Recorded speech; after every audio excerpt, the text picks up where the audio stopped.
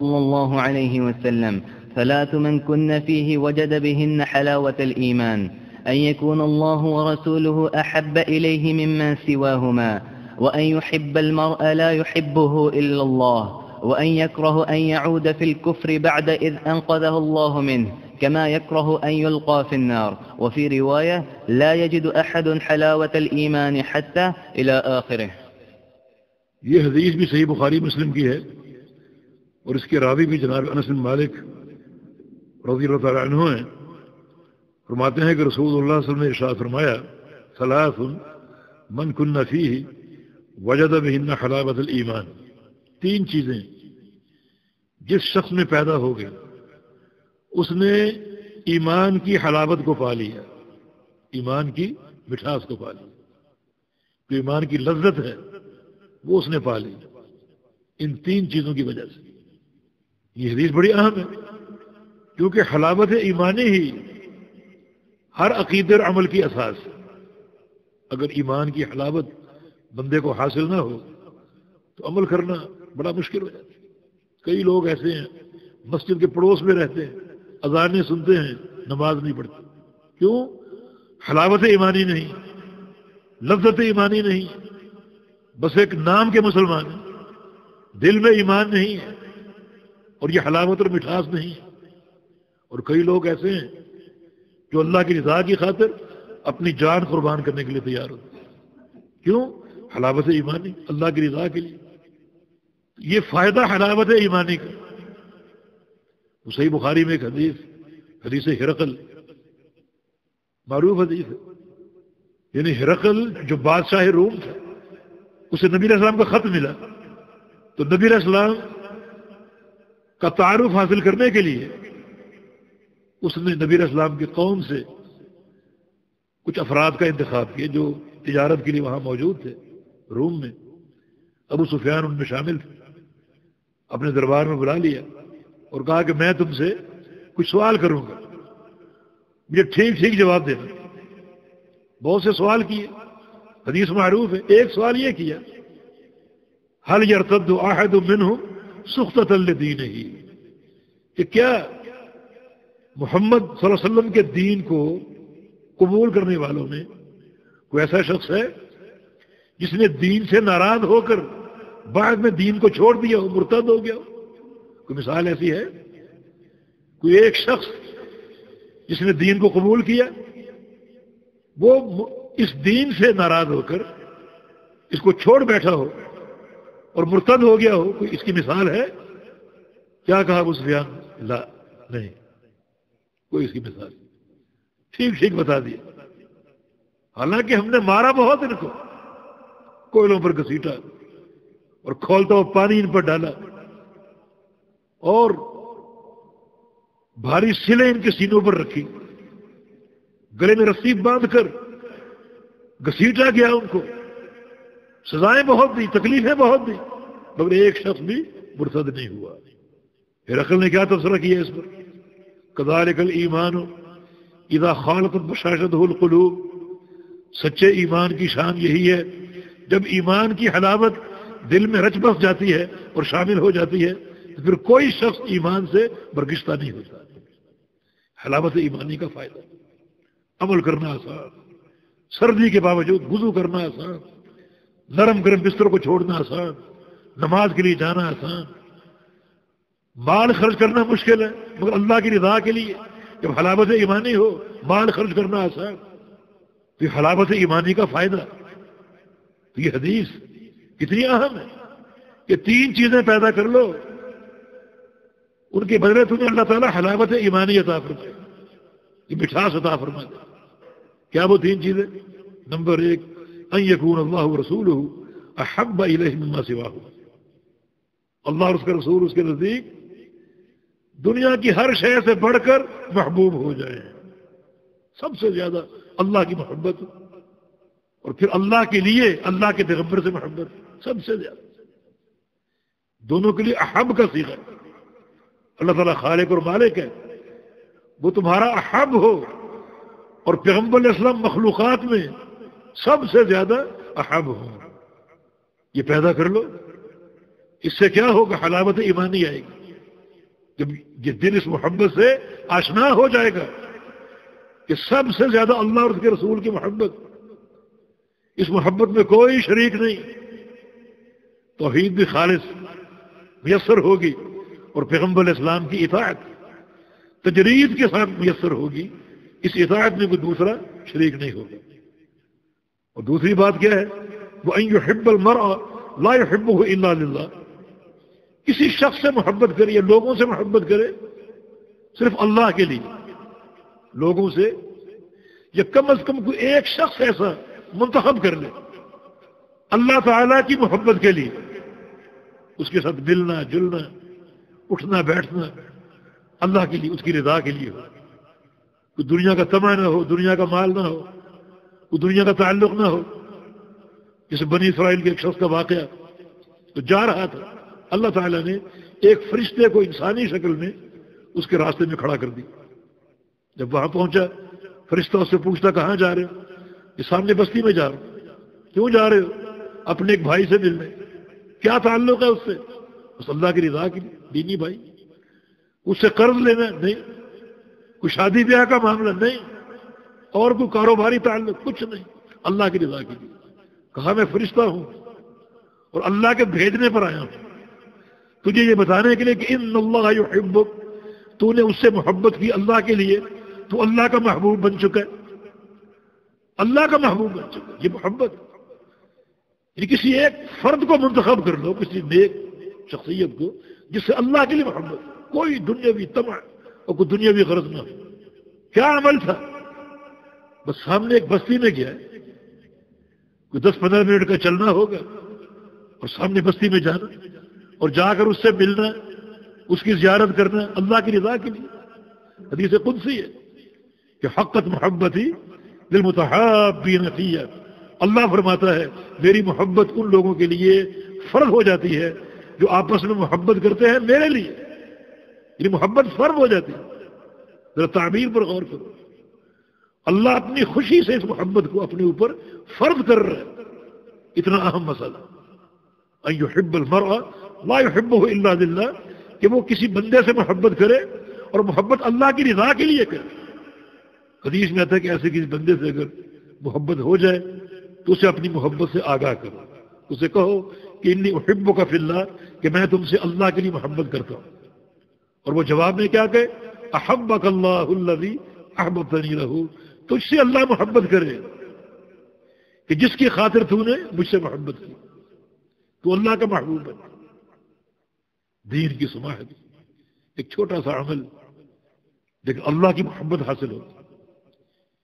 ان اللہ اذا احب عبدا اخبر به جبریل، جب اللہ کسی بندے سے محبت کرتا ہے تو جبریل امین کو بلاتے ہیں، اس محبت سے آگاہ کرتا ہے مجھے فلاں بندے سے محبت ہوگی، اللہ کی محبت کا فائدہ۔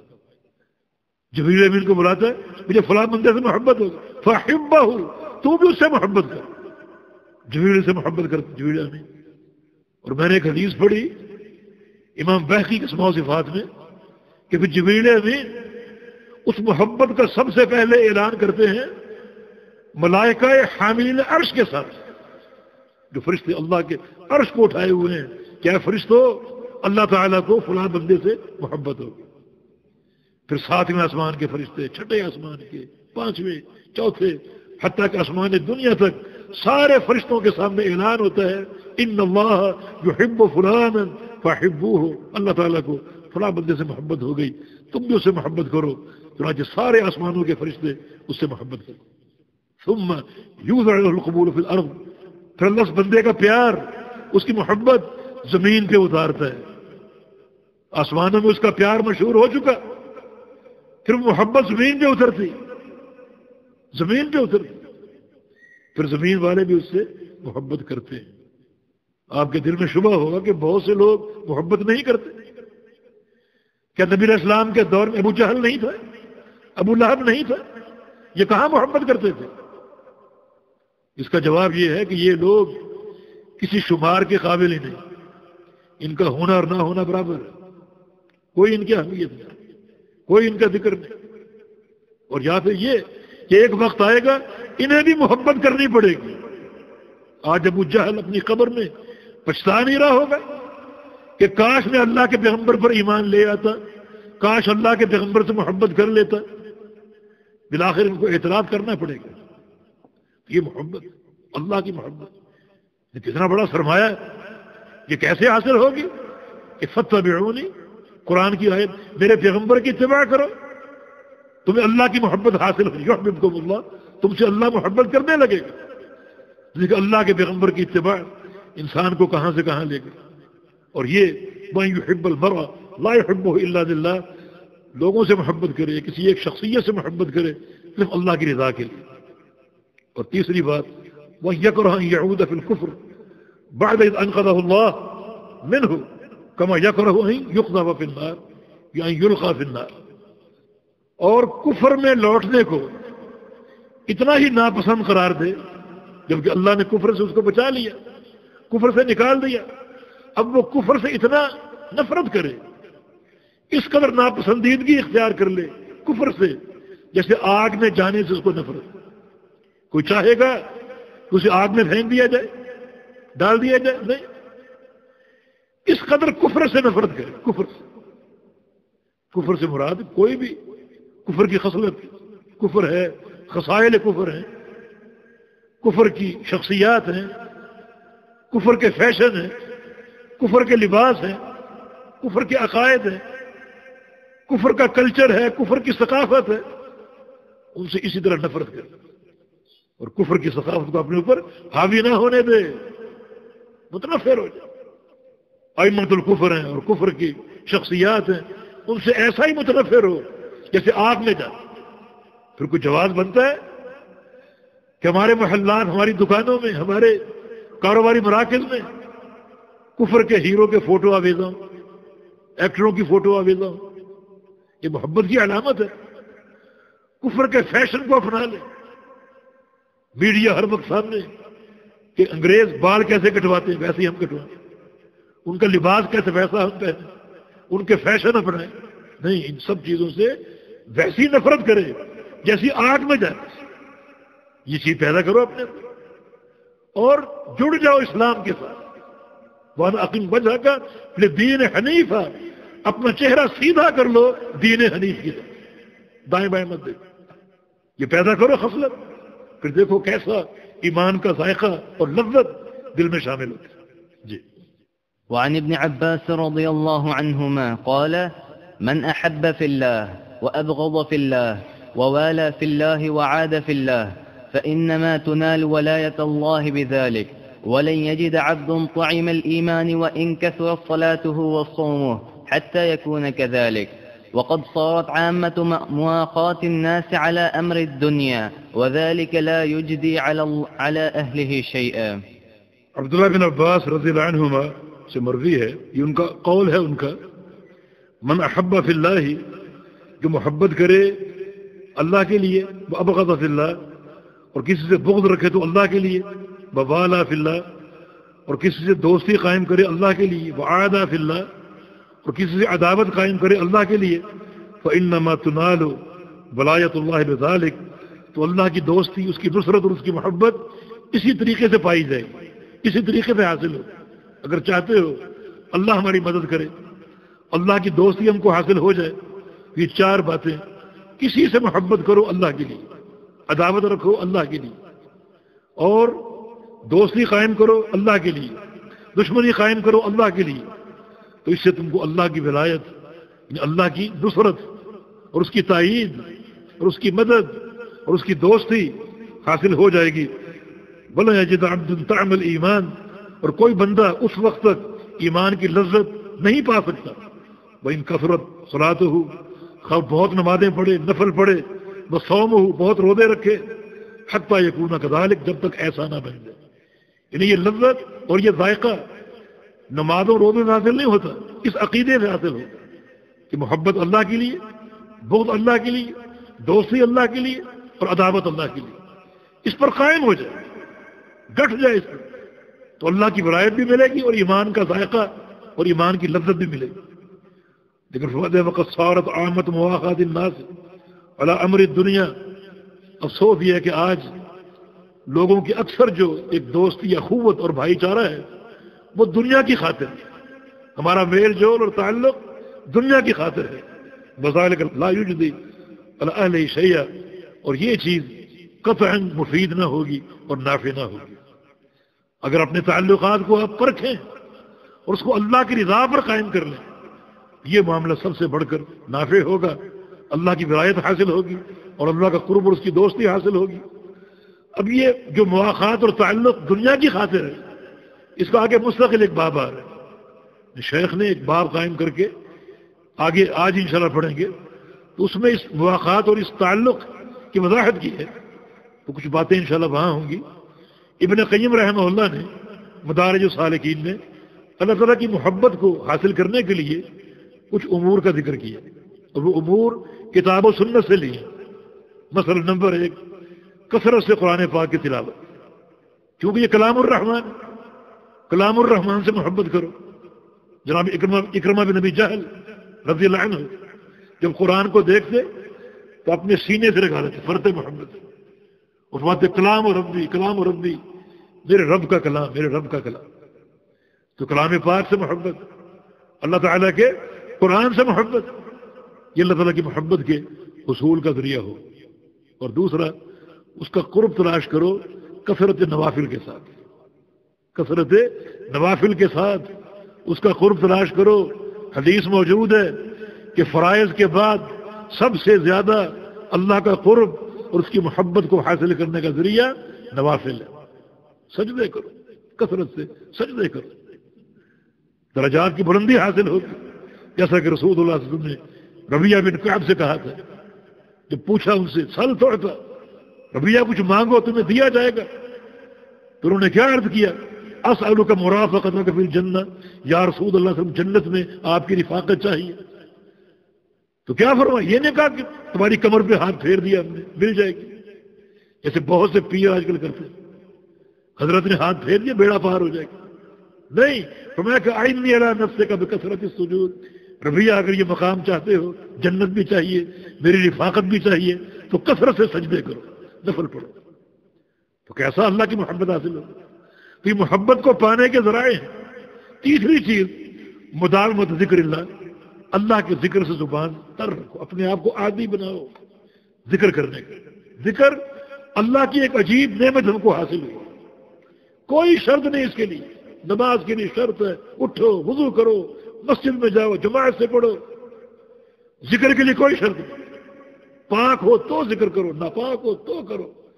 غسل فرض ہو تو کر لو، قبلہ سامنے ہو تو کر لو، بیٹھے ہو تو کر لو، کھڑے ہو تو کر لو، لیٹے ہو تو کر لو، چل رہے ہو تو کر لو. اور یہ چیز فرمایا کہ جہاد فی سبیل اللہ سے افضل ہے. اور جہاد بھی وہ جس میں دشمن پر تم وار کرو اور وہ تم پر وار کرو. فرمایا کہ انفاق الذهب والفضہ، چاندی اور سونے کے انفاق سے بھی افضل ہے. اتنی بڑی ایک نعمت ہم کو مل گئی. تو اس پر مداومت، انسان چلتے پھرتے اللہ کا ذکر کرے، کثرت سے اللہ کا ذکر کرے.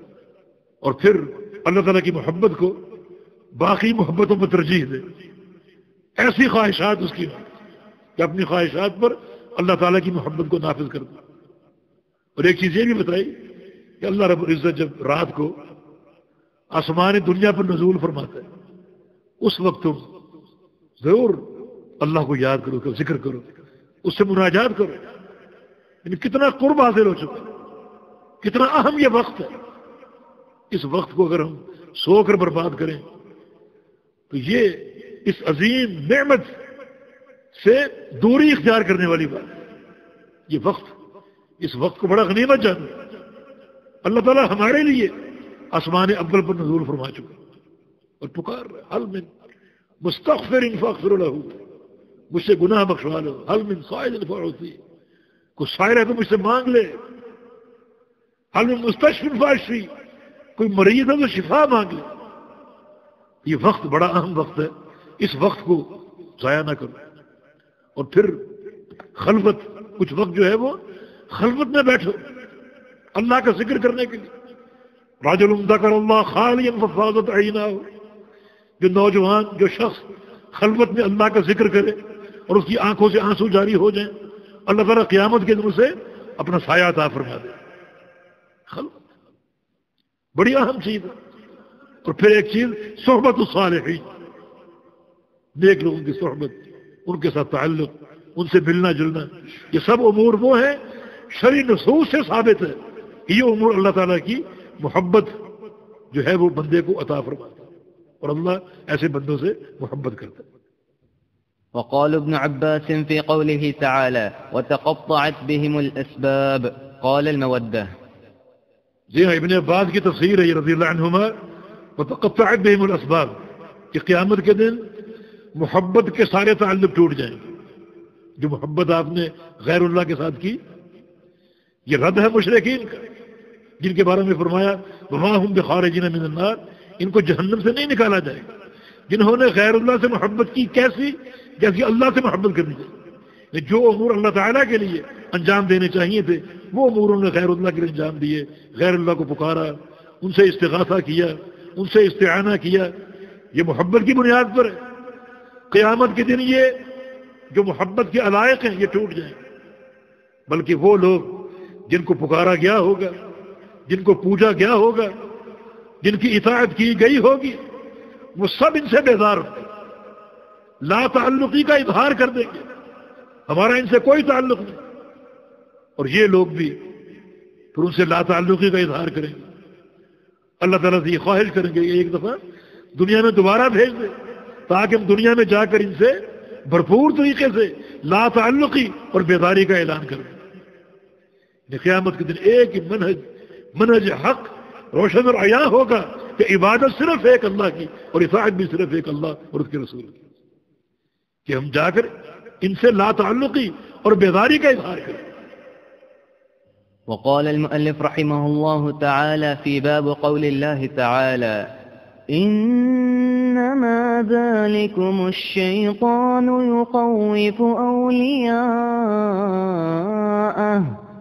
فلا تخافوهم وخافون إن كنتم مؤمنين۔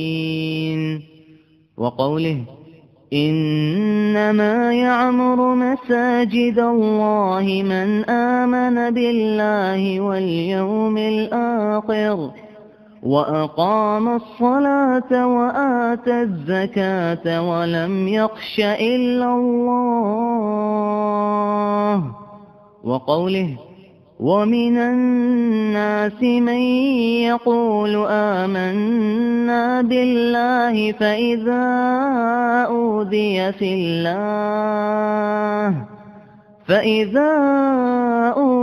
في الله جعل فتنة الناس كعذاب الله۔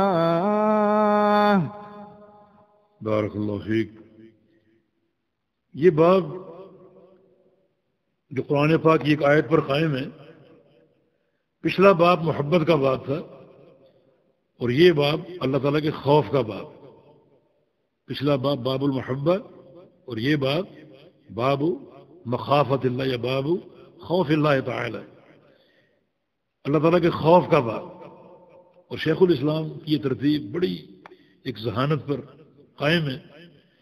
جب اللہ کی محبت کا ذکر ہو گیا تو اللہ کے خوف کا بھی ذکر ساتھ ہی کر دیا، کیونکہ انسان نیک عمل کرتا ہے اللہ تعالیٰ کی محبت کی وجہ سے اور برائیوں سے بچتا ہے اللہ تعالیٰ کے خوف کی بنا۔ نیک عمل اللہ تعالیٰ کی محبت کی بنا پر اختیار کیے جاتے ہیں۔ نماز کیوں پڑھتے ہو؟ اللہ تعالیٰ کا امر ہے، جو میرا محبوب ہے، جس سے مجھے محبت ہے، اس کے امر کی امتثال، اس کے امر کی اتباع مقصود ہے، کیونکہ مجھے اس سے محبت۔ اور اگر آپ سے کہا جائے چوری کیوں نہیں کرتے، شراب کیوں نہیں پیتے، اللہ ہم سب کو محفوظ رکھے، تو کیا کہیں گے؟ ہمیں اللہ کا ڈر ہے، اللہ کا خوف ہے۔ یہ دونوں چیزیں ساتھ ساتھ ہیں، اور شیخ الاسلام نے بھی ان کا اقتران رکھا، محبت کے باب کے بعد اللہ تعالیٰ کے خوف کے باب کا ذکر کیا، اور خوف بھی ایک قلبی عبادت ہے۔ ہم نے عرض کیا کہ یہ تقریباً 6 یا 7 باب اس میں اعمال قلبیہ کا ذکر ہے، قلبی عبادات کا ذکر، جس سے یہ واضح اور ثابت ہوا کہ کچھ عبادات کا تعلق انسان کے دل سے ہے، اور وہ عبادات بڑی اہم ہے، کیونکہ اعمال قلوب جو ہیں وہ دین میں سب سے اہم ہے۔ جس طرح دل کا مرض سب سے زیادہ نقصان دہ ہے۔ رسول اللہ صلی اللہ علیہ وسلم کا فرمان ہے کہ الا ان فی الجسد مضغۃ اذا صلح صلح الجسد كله واذا فسدت فسد الجسد كله الا وهي القلب۔ انسان کے ڈھانچے میں ایک ٹکڑا ہے، اگر وہ درست ہے تو پورا جسم درست ہے، اگر وہ فاسد ہو گیا تو پورا جسم فاسد ہے۔ وہ ٹکڑا انسان کا دل ہے۔ تو دل کی دین اسلام بڑی اہمیت ہے، یعنی جو اعمال قلبیہ ہیں وہ بڑے اہم ہیں، جیسے ہم نے محبت کا باب پڑھا اور اب خوف کا باب۔ اللہ تعالیٰ کا خوف جو ہے یہ بھی توحید کا ایک اہم شعبہ ہے، اور یہ جب اہم شعبہ ہے توحید کا تو پھر یہ خوف واجب ہے اور فرض ہے، اور غیر اللہ کا خوف جو ہے وہ حرام ہے۔ تو ضروری ہے کہ اللہ تعالیٰ سے ڈرا جائے اور غیر اللہ سے نہ ڈرا جائے۔ محبت کی طرح خوف کی بھی اقسام ہے۔ ایک قسم ہے اللہ تعالیٰ کا خوف جو کہ توحید کا اہم شعبہ ہے، صرف اللہ تعالیٰ کا خوف دل میں ہو اور اسی خوف کی اساس پر اللہ تعالیٰ کی اطاعت ہو اور اس کی نافرمانی سے گریز ہو۔ اللہ تعالیٰ کی عبادت کریں اور اساس اللہ کا خوف ہو کہ ایسا نہ ہو کہ اللہ تعالیٰ مجھے پکڑ لے۔ اللہ تعالیٰ کی عبادت کریں، اساس اللہ کا خوف ہو، ایسا نہ ہو کہ میں جب کل مروں تو اللہ تعالیٰ مجھے عذاب قبر میں پکڑ لے۔ اللہ تعالیٰ کا خوف کہ ایسا نہ ہو کل قیامت کے دن اللہ تعالیٰ مجھے جہنم کی آگ میں ڈال دے۔ یہ خوف اللہ تعالیٰ کا حق ہے اور توحید کا اہم ترین شعبہ ہے۔ اس کا خوف دل میں جاگزی رہے، اور اس معنی میں کسی کا خوف دل میں نہ ہو، یہ توحید ہے۔ اگر اس قسم کا خوف آپ نے کسی اور سے رکھا کہ فلاں قبر والا مجھے پکڑ نہ لے، فلاں کی مجھے مار نہ پڑ جائے، یہ خوف شرک ہے، یعنی شرک اکبر ہے۔ جن معنی میں اللہ رب العزت کا خوف رکھنا ضروری ہے اور پیدا کرنا ضروری ہے، اور وہ خوف مستقل دل میں موجود رہے، ان معنی میں غیر اللہ کا خوف جو ہے وہ شرک اکبر ہے، یعنی وہ توحید کا شعبہ ہے، اللہ تعالیٰ کا خالص خوف، اور یہ جو ہے شرک اکبر قرار پائے گا اگر آپ بعین انہی معنی میں غیر اللہ کا خوف رکھیں۔ تو اس لیے محبت کے ساتھ خوف کا باب ہے تاکہ دونوں چیزیں توحید کے نقطہ نظر سے واضح ہو جائیں۔ اور طبعا جس طرح ایک محبت فطری ہوتی ہے تو خوف بھی بعض اوقات طبعی اور فطری ہوتا ہے، اس کو شریعت نے ناجائز نہیں کہا، وہ طبعا بندے میں ہوتا ہے، جیسے کسی زہریلی جانور کا خوف، سانپ کا خوف، شیر کا خوف، بچھو کا خوف، یا کسی اور بڑے شخص کا ایسا خوف جو ان حدود کو نہ پہنچے جن حدود میں اللہ تعالیٰ کا خوف جو ہے وہ فرض ہے۔ حاکم سزا دے سکتا ہے، آپ نے اشارہ کاٹا جیل ہو سکتی، یہ ایک طبعی خوف ہے، یہ شریعت سے روکتی نہیں۔ تو خوف بھی توحید کا اہم شعبہ ہے، اس لیے اللہ رب العزت نے خوف کا حکم دیا۔ یحذرکم اللہ نفسہ، تمہیں اللہ تعالیٰ ڈراتا ہے اپنے نفس سے، اور اس کا خوف اپنے اندر پیدا کر دو۔ اور یہ پہلی قرآن کی آیت، انما ذالکم الشیطان یخوف اولیاءہ فلا تخافوہم وخافونی ان کنتم مؤمنین۔ فرمایا کہ شیطان تمہیں ڈراتا ہے اپنے اولیاء سے، تمہیں ڈراتا ہے اپنے اولیاء سے۔ یخوف باب تفعیل ہے یہ طلباء کے لیے، اور اس کے دو مفعول ہوتے ہیں، ایک مفعول محذوف ہے، یخوفکم ضمیر مخاطب مفعول اول ہے، اور اولیاء مفعول ثانی۔ شیطان تمہیں ڈراتا ہے اپنے اولیاء سے، فلا تخافوہم، مت ڈرو ان سے، یہ لا برائے نہیں، اور نہیں میں ایک حکم کا پہلو ہے. اللہ تعالیٰ آرڈر کر رہا ہے کہ ان سے مت ڈرو. وخافون، یہ امر کا صیغہ، مجھ سے ڈرو ان کنتم مؤمن، اگر تم مومن. اس کا معنی خوف، اللہ کا خوف، یہ ایمان کا اصل ہے. اس لیے فرمایا کہ ان کنتم مؤمنین، اگر تم مومن ہو تو ان سے مت ڈرو، مجھ سے ڈرو. جو شیطان کے اولیاء ہیں اور شیطان جن کی عبادت، جن کا خوف تمہارے دل میں ڈالتا ہے، تم سے مت ڈرو، ورنہ یہ توحید میں شراکت ہوگی. تو وہ امور جن امور میں اللہ تعالیٰ کا خوف ضروری اور فرض ہے، ان امور میں غیر اللہ کا خوف جو ہے یہ شرک اکبر ہوگا. یہ نقطہ واضح کرنے کے لیے یہ باب قائم ہوا.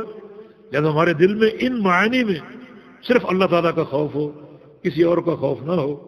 اور باقی ایسے امور جن میں غیر کا خوف ایک طبعی امر ہے، تو اس میں شریعت نے منع نہیں کیا، روکا نہیں، وہ ایک فطرت و طبیعت کی بات ہے. لیکن جن امور میں اللہ تعالیٰ کا خوف فرض ہے، ان میں اللہ ہی کا خوف دل میں ہونا چاہیے. فرمایا کہ انما یعمر مساجد اللہ من آمن باللہ والیوم الآخر واقام الصلاۃ وآتى الزکاۃ لم یخش الا اللہ. بلا شبہ یہ انما یہ کلمہ حصر ہے. کلمہ حصر یعنی عبارت کو ایک چیز میں بند کر دینا، اس کے علاوہ اور کچھ نہیں. یعنی مساجد کو آباد کرنے والے کون لوگ ہیں؟ انما یعمر مساجد اللہ، کہ مساجد کو آباد کرنے والے صرف وہ لوگ ہیں. یعنی انما میں جو حصر کا معنی ہے، صرف وہ لوگ مساجد کو آباد کرتے ہیں جن کا ذکر آگے آ رہا ہے. اور یہ آبادی سے کیا مراد ہے؟ آبادی حصی بھی ہو سکتی ہے اور معنوی بھی ہو سکتی ہے. حصی آبادی کیا ہے؟ مساجد کی، مساجد کی تعمیر میں پیش ہونا، مساجد کی خدمت، مساجد بنانے میں تعاون کرنا، یہ حصی آبادی. اور معنوی آبادی کیا ہے؟ مساجد سے محبت، نماز با جماعت کے لیے پہنچنا، مساجد کی صفائی وغیرہ وغیرہ. یہ سب مساجد کی عمارہ ہے، عمارت المساجد. یہ کن لوگوں کا وصف ہے، یہ کن لوگوں کی خوبی ہے؟ فرمایا کہ من آمن باللہ والیوم الآخر، جو اللہ پر ایمان لائیں اور قیامت کے دن پر ایمان لائیں، واقام الصلاۃ، اور نماز قائم کریں، وآتی الزکاۃ، اور زکوٰۃ دیں، ولم یخش الا اللہ، اور نہ ڈریں کسی سے سوائے اللہ تعالیٰ کے. لم یخش الا اللہ یہ انداز حصر ہے، کیونکہ لم جو ہے یہ نفی ہے اور الا اللہ استثناء ہے. جب نفی مقدم ہو اور استثناء اس کے بعد آئے تو اس عبارت میں حصر پیدا ہو جاتا ہے کہ وہ کسی سے نہیں ڈرتے سوائے اللہ تعالیٰ کے. اللہ تعالیٰ کے علاوہ کسی سے نہیں ڈرتے. فرمایا کہ یہ بندے ہیں مساجد کو آباد کرنے والے.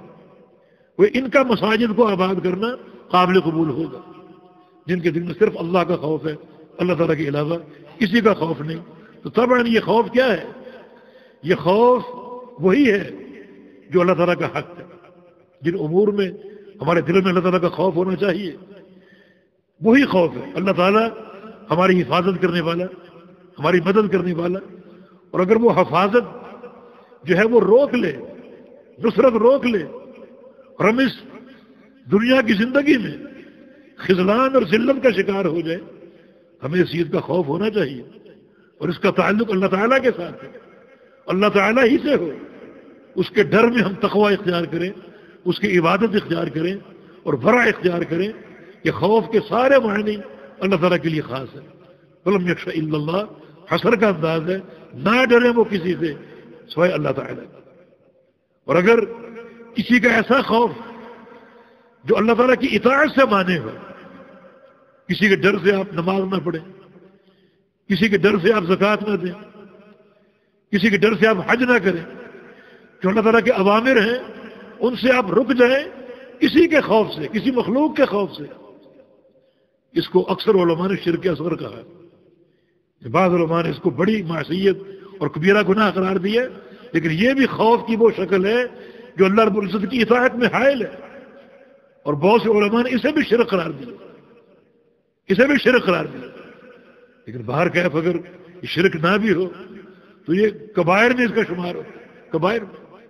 اور پھر اللہ تعالیٰ کی اطاعت کو چھوڑنا، اس کے واجبات کو چھوڑنا، یہ ایک الگ امر ہے جو موجب سزا ہے۔ تو ہمیں ان تمام صورتوں میں جو حقیقی خوف کی معرفت ہے اس کو سمجھنا چاہیے اور اپنے دلوں میں صرف اللہ تعالیٰ کا خوف پیدا کرنا چاہیے۔ یہی عین توحید ہے، اور اللہ تعالیٰ کے علاوہ کسی اور کا خوف ان سارے معنی میں وہ خوف ہوگا جس کو شرک اکبر کہا جاتا ہے۔ جی۔ وعن ابي سعيد رضي الله عنه مرفوعا إن من ضعف اليقين أن ترضي الناس بسخط الله، وأن تحمدهم على رزق الله، وأن تذمهم على ما لم يؤتك الله. إن رزق الله لا يجره حرص حريص ولا يرده كراهية كاره. ابو سعید خدری رضی اللہ عنہ یہ روایت ہے، یہ فرماتے ہیں کہ رسول اللہ صلی اللہ علیہ وسلم نے ارشاد فرمایا ان من ضعف الیقین ان ترضی الناس بسخط اللہ، کہ انتہائی کمزور یقین کی نشانی یہ ہے کہ تم لوگوں کو راضی کرو، اللہ کو ناراض کرو، لوگوں کی رضا تلاش کرو، اللہ تعالیٰ کی ناراضگی کی پرواہ نہ کرو۔ یہ ضعف یقین کی علامت ہے۔ یقین تو یہ ہے کہ اللہ کو راضی کرو خواہ دنیا ناراض ہو جائے، دنیا چھوڑ دے، یہ یقین ہے۔ لیکن آپ اللہ تعالیٰ کو ناراض کر کے لوگوں کو خوش رکھنے کی کوشش کریں اور اللہ تعالیٰ کی ناراضگی کی پرواہ نہ کریں، فرمایا کہ یہ ضعف یقین کی علامت ہے۔ وَأَن تَحْمَدَهُمْ عَلَىٰ رِزْقِ اللَّهِ، رزق اللہ نے دیا ہے مگر تعریف لوگوں کی کرے۔ وَأَن تَحْمَدَهُمْ، لوگوں کی تعریف کرے اللہ کے رزق کا۔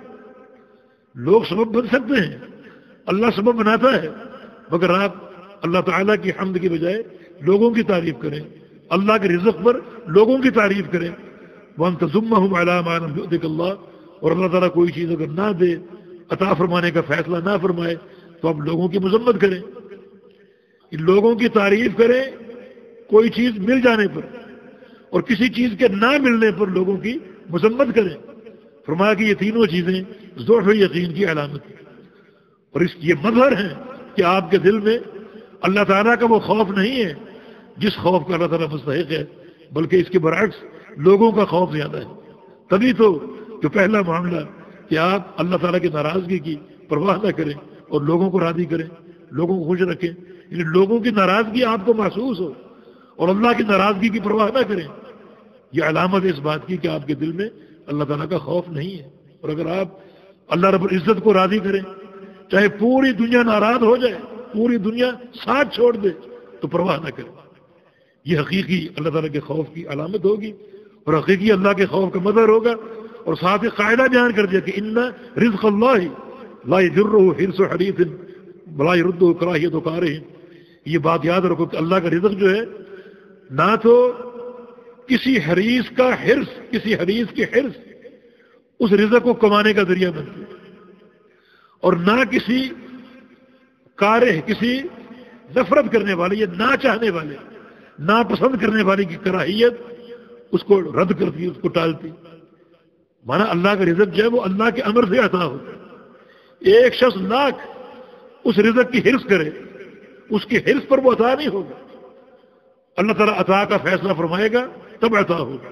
اللہ اگر روک لے، روکنے کا فیصلہ فرمائے تو کسی حریص کی حرص اس رزق کے حصول کا ذریعہ نہیں بنتی، اور اللہ تعالیٰ اگر کسی کو نہ دینا چاہے تو کسی کی حرص اس رزق کے حصول کا ذریعہ نہیں بن سکتی، اور اللہ تعالیٰ اگر دینے کا فیصلہ فرما دے کہ فلاں انسان کو دینا ہے تو پوری دنیا چاہے کہ اس کو نہیں ملنا چاہیے، اس کو یہ مال حاصل نہیں ہونا چاہیے، یہ نعمت اس کو حاصل نہیں ہونی چاہیے، اور اللہ عطا فرما کر رہے گا اور اس کو دے کر رہے گا، اس کا فیصلہ اٹل ہے۔ اگر وہ نہ دینا چاہے تو پوری دنیا اگر حریص ہو اس چیز کی، اللہ نہیں دے گا۔ اگر وہ دینا چاہے تو پوری دنیا اگر نہ چاہے کہ اس کو یہ فلاں چیز نہیں ملنی چاہیے، اللہ تعالیٰ عطا فرمائے گا۔ اس کا معنی یہ ہے ہمیں اللہ پر توکل ہو، اسی کا خوف ہو، نہ یہ کہ ہم اللہ کو ناراض کر لیں دنیا کو خوش کرنے کے لیے۔ نہیں، دنیا خوش ہو ناراض ہو، اپنے پروردگار کو ناراض نہ کرو، اس کے خوف کا یہ عالم ہونا چاہیے۔ یہ پڑھ لیجیے آخری حدیث۔ وعن عائشة رضي الله عنها أن رسول الله صلى الله عليه وسلم قال من التمس رضا الله بسخط الناس رضي الله عنه وأرضى عنه الناس ومن التمس رضا الناس بسخط الله سخط الله عليه وأسخط عليه الناس۔ یہ حدیث ام المومنین جناب عائشہ صدیقہ رضی اللہ عنہا کی روایت سے ہے اور صحیح ابن حبان میں ہے صحیح سند کے ساتھ کہ بے شک رسول اللہ صلی اللہ علیہ وسلم نے ارشاد فرمایا من التمس رضا اللہ بسخط الناس رضی اللہ عنہ وارضى عنہ الناس، کہ جو شخص اللہ کی رضا کو تلاش کرے، اللہ تعالیٰ کی رضا کا متلاشی ہو کہ بس اللہ مجھ سے راضی ہو جائے، بسخط الناس خواہ لوگ ناراض ہو جائیں، لوگوں کی ناراضگی کی پرواہ نہ کرے، بس اللہ مجھ سے راضی ہو جائے، لوگوں کو ناراض کر کے اللہ کی رضا کی جستجو کرے، رضی اللہ عنہ اللہ اس سے راضی ہو جائے گا، وہ ارضى عنہ الناس، بالآخر لوگوں کو بھی اس سے راضی کر دے گا۔ وقتی طور پر لوگ ناراض ہوں گے مگر اللہ رب العزت اس کی محبت لوگوں کے دل میں بھی ڈال دے گا اور لوگ بالآخر اس سے راضی ہو جائیں گے، پھر اللہ بھی راضی اور دنیا بھی راضی۔ اور فرمایا کہ من التمس رضا الناس بسخط اللہ، اور جو لوگوں کی رضا کو تلاش کرے اللہ کو ناراض کر کے، اللہ تعالیٰ کو ناراض کر کے لوگوں کی خوشی تلاش کرے، بس لوگ خوش ہو جائیں، اللہ چاہے ناراض ہو یا راضی ہو، اس کو اس بات کی پرواہ نہ ہو، سخط اللہ علیہ واسخط علیہ الناس، اللہ تعالیٰ بھی اس سے ناراض ہو جائے گا اور لوگوں کو بھی ناراض کر دے گا۔ جو اس کا مقصد ہے وہ فوت ہو گیا کہ کم از کم لوگ خوش ہو جائیں، نہیں اگر اللہ راضی ہے اور پوری دنیا ناراض ہے، یہ سب سے بڑی نعمت ہے، سب سے بڑی نعمت، اللہ راضی ہے۔ ورضوان من اللہ اکبر، اللہ کی تھوڑی سی رضا بھی سب سے بڑی دولت اور سب سے بڑی نعمت، سب سے بڑی نعمت۔ جنت کا داخلہ اللہ کی رضا کے بغیر حاصل نہیں ہوتا، تو اس کی رضا کی جستجو ہونی چاہیے، اور یہ بات اللہ کے خوف کا مظہر، اللہ تعالیٰ کے ڈر کی علامت ہے اور تقوی اور ورع کی علامت ہے کہ ہم پروردگار کی رضا کو تلاش کریں، خواہ پوری دنیا ناراض ہو جائے، اور پوری دنیا اگر اس کو خوش کریں اللہ کو ناراض کرنے کے لیے، دنیا خوش ہو اللہ ناراض ہے تو یہ بڑا گھاٹے کا سودا ہے، اس کی ناراضگی کے ہم متحمل نہیں ہو سکتے۔ رسول اللہ صلی اللہ علیہ وسلم ایک دفعہ اپنے بستر سے رات کو اٹھے، عائشہ صدیقہ فرماتی کہ افتقدت تو رسول اللہ صلی اللہ علیہ وسلم ذات لیلہ، بستر سے گم پایا، مجھے تشویش ہوئی، بستر سے اٹھی میں اللہ کے پیغمبر کو تلاش کرنے کے لیے، آپ کمرے ہی میں تھے، اندھیرے میں میرا ہاتھ آپ کی ایڑی سے مس ہوا، آپ سجدے میں گرے ہوئے تھے، اور آپ کی زبان پہ کیا الفاظ تھے؟ اللہم انی اعوذ برضاک من سخطک وبمعافاتک من عقوبتک، یا اللہ تجھے تیری رضا کا واسطہ دیتا ہوں مجھ سے ناراض نہ ہونا، اور یا اللہ تجھے تیرے عفو کا واسطہ ہے مجھے اپنی سزا اور اپنا عذاب اس میں مبتلا نہ فرما۔ تو اس طرح اللہ کا خوف اور خشیت، اس رضا کو طلب کریں، اللہ کے پیارے بستر چھوڑ کر رات کو اٹھ کر سجدے میں گر کر اللہ کی رضا جو ہے وہ تلاش کر رہے ہیں اور اللہ کی رضا طلب کر رہے ہیں، اس رضا کو تلاش کریں چاہے پوری دنیا ناراض ہے۔ اس حدیث کا شاہد یہ ہے اگر آپ اللہ کو ناراض کر کے دنیا کو خوش کریں تو اس کا معنی یہ کہ آپ کے دل میں اللہ تعالیٰ کا خوف نہیں ہے بلکہ دنیا کا خوف ہے۔ بس دنیا خوش ہو اللہ تعالیٰ چاہے ناراض ہو، یہ اللہ تعالیٰ کے خوف کے منافی ہے، یہ توحید کے منافی ہے۔ اس لیے اس مسئلے کو اچھی طرح سمجھیں اور اچھی طرح اس کو اپنی زندگی کا حصہ بنائیں۔ اللہ پاک توفیق عطا فرما دے۔